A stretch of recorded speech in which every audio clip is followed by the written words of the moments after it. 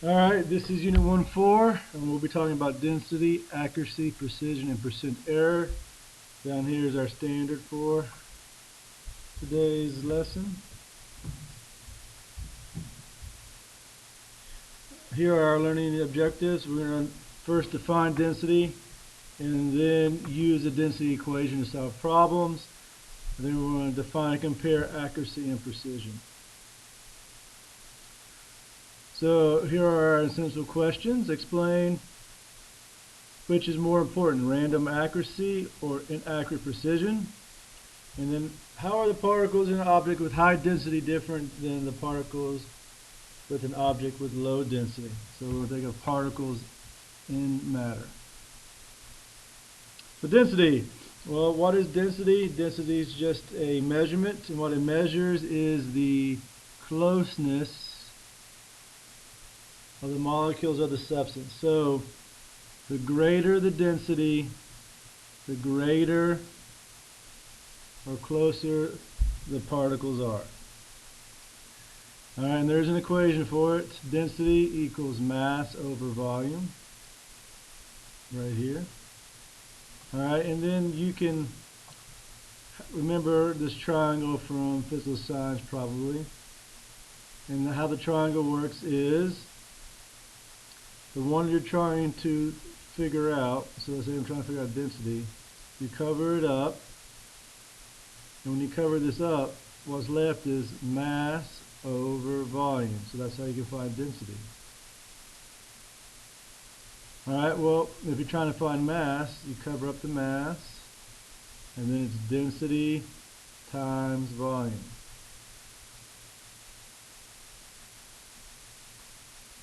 Alright, so let's look at an example problem here.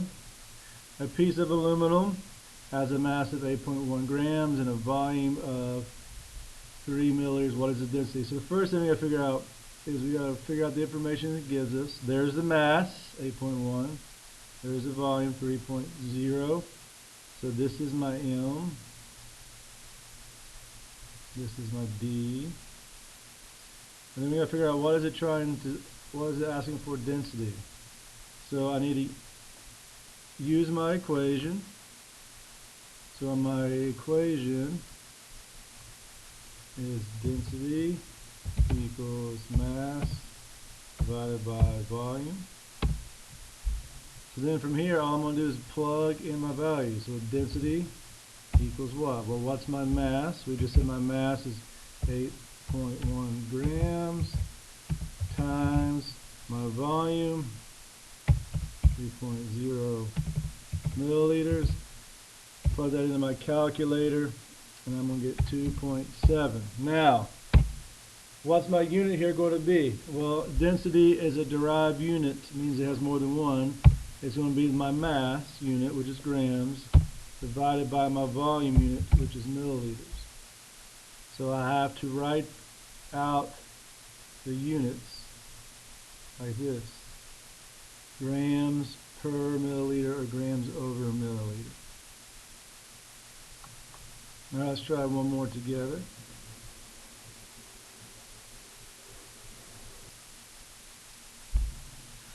Alright, so we got to read the problem, figure out the information inside the problem. So what is the volume? So I'm trying to figure out volume, so volume is my V. I have a sample that has a mass of 20 grams, so there's my mass. The density of 4 grams per milliliter, so there's my density. So I'm trying to find V. So what I have to remember is what is my density equation. Density equals mass over volume. So now I can plug in the numbers and then solve for the variable. So what I'm going to do is I'm going to rewrite this a little differently so we can see what's going on. Density, oops, let's try that again. Density equals mass over volume. I want to solve for volume, so I'm going to plug in my numbers. So I know my density is what? So my density is 4 equals my mass is 20 And I'm trying to solve for V. So now the problem here is V's down here at the bottom. So I'm going to have to get it to the top and by itself. So the first thing I'm going to do is multiply both sides by V. I'm going to take this side, multiply by V, and so the V's cancel. I'm going to put the V over here. So then I have 4 times V equals 20. Now, how do I get V by itself? I'm going to divide each side by 4. That cancels. Divide this side by 4. I'm going to get 5. So there's my answer. I got to figure out my units. So if I look, I got 2 types of units. I got mass, I got volume, and the density is a combination of both. So this grams is my mass unit. So this has to be my volume unit. So I'm trying to find volume. It has to be in milliliters. Alright, there's 3 problems here I want you to try on your own. So hit pause, try these on your own. On number 3, it's a little trickier, we'll go over that together, but pay close attention to this. You need to convert that to centimeters first because all your units have to be the same.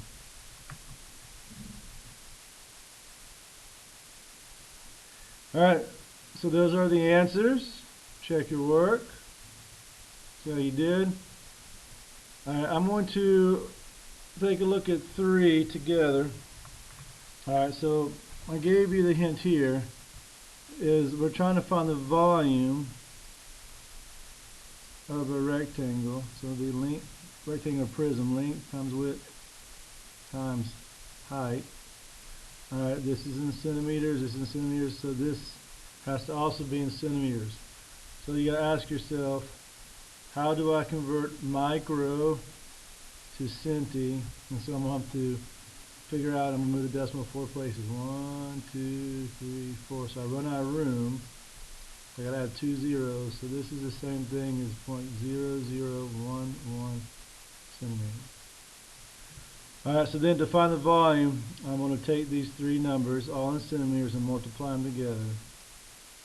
And when I do that, my volume is going to be 0.10164. In this case, my unit is going to be cubic centimeters.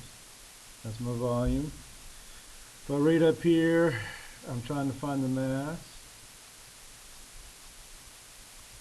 That's my question mark, and I know the density is 2.7, so I can write that down. Density equals 2.7. So I'm going to look at go back and remember my density equation. Density equals mass over volume.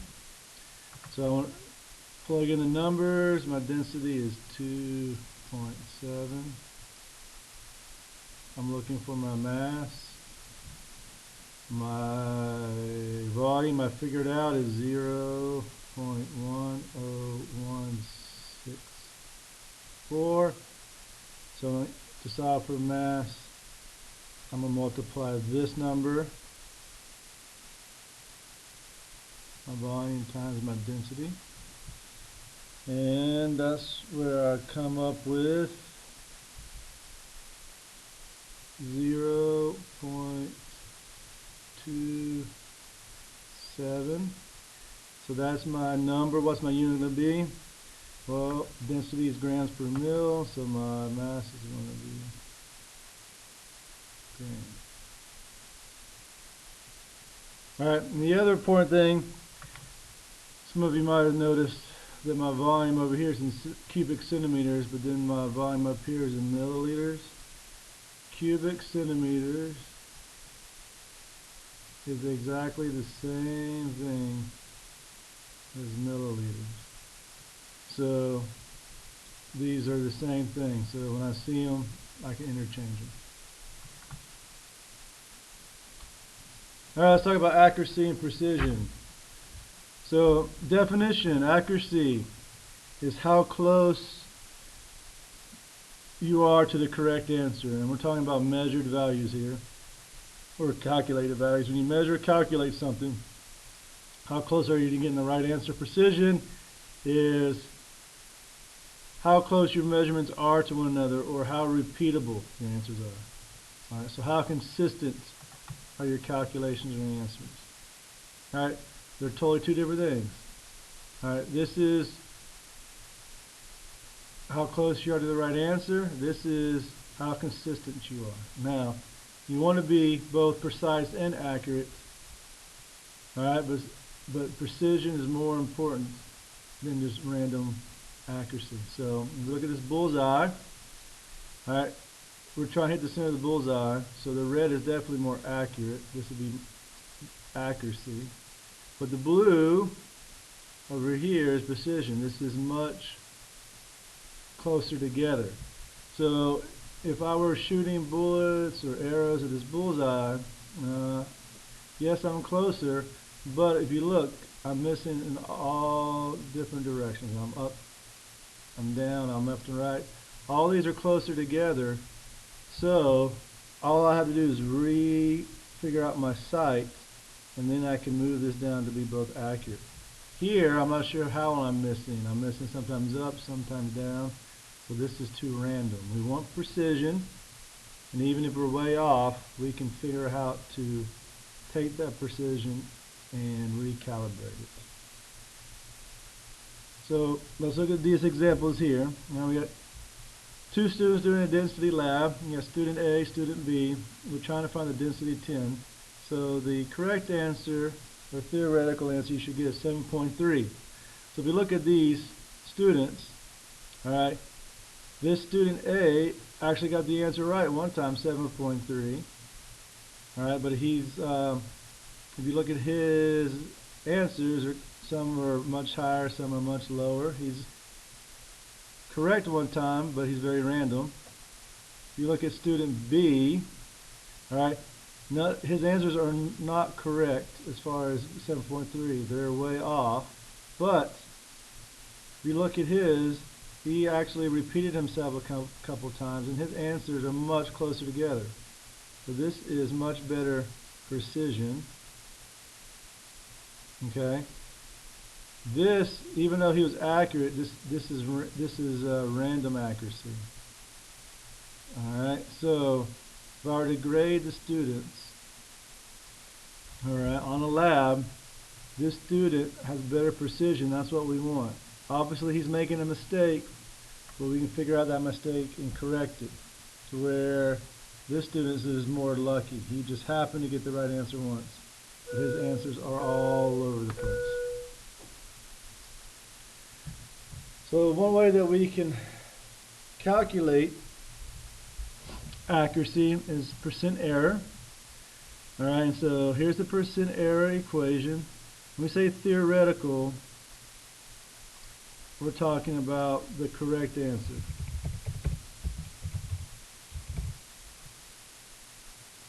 Theoretical is the correct answer. When we say experimental, that's what you calculated.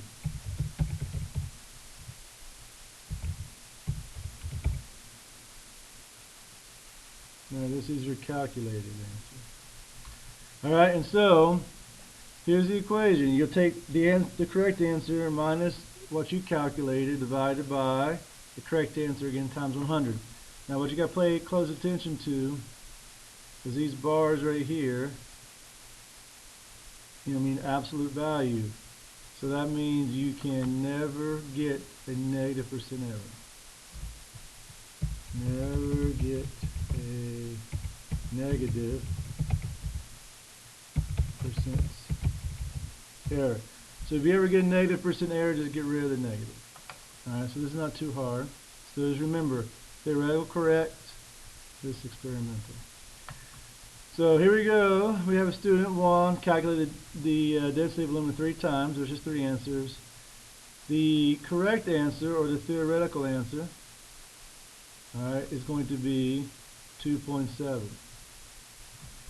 So that's the theoretical. These over here are his experimental answers.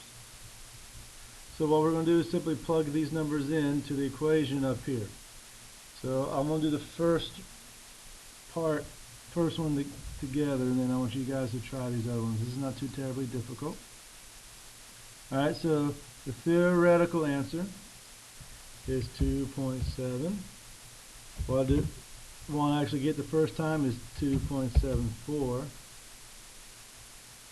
Alright, it's important that we put this in parentheses when you do your calculator. Alright, then we're going to divide it by the theoretical correct answer, which is 2.7. And we're going to multiply it by 100. And we're going to get around 1.5%. Now, if you got a negative, alright, you'll get negative here, but remember, we want the absolute value. So, right here would be absolute value. Actually, be right here, absolute value. So even if you get a negative here, you'll get rid of the negative. And so, you can get rid of the negative at the very end here, or if it really bothers you, when you get to this point and you have a negative, just divide by -1 and I'll get rid of it. Alright, I want you guys to try these next two on your own. Alright, so hopefully you try these on your own. For the second one, or B, you should have gotten 0.74%. And for part C, or the third one, you should have gotten 5.2%.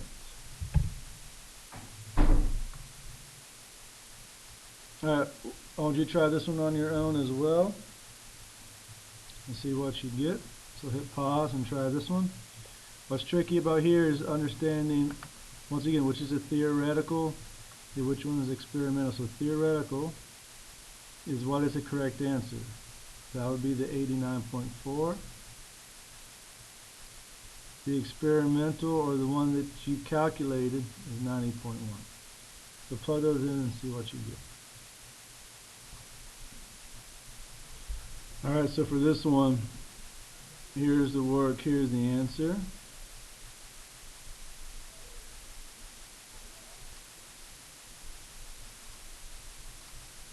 Alright, so the 89.4 is the theoretical. The 90.1 is what you calculated. Remember, you want the absolute value. So you are going to get a negative here. So divide this by -1, gets rid of the negative. Or just remember that you can never have a negative % error, so be sure to get rid of the negative. And that's the answer you should have gotten there.